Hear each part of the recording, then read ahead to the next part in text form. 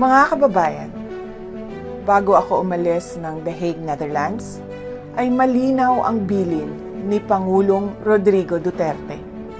Kailangan nating magkaisa.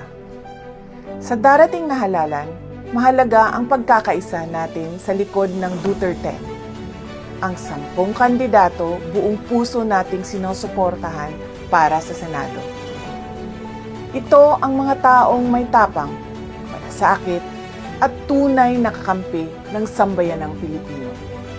Vote straight, Bato de la Rosa, Bongo, Jimmy Bondo, JV Hinlo, Raul Lambino, Philip Salvador, Rodante Marcoleta, Vic Rodriguez, Richard Mata, at Pastor Apollo Kibuloy.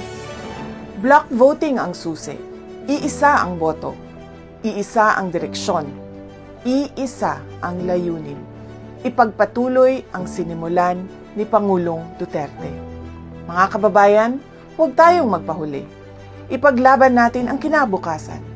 Pumili, bumoto at manindigan para sa Duterte. Syukran.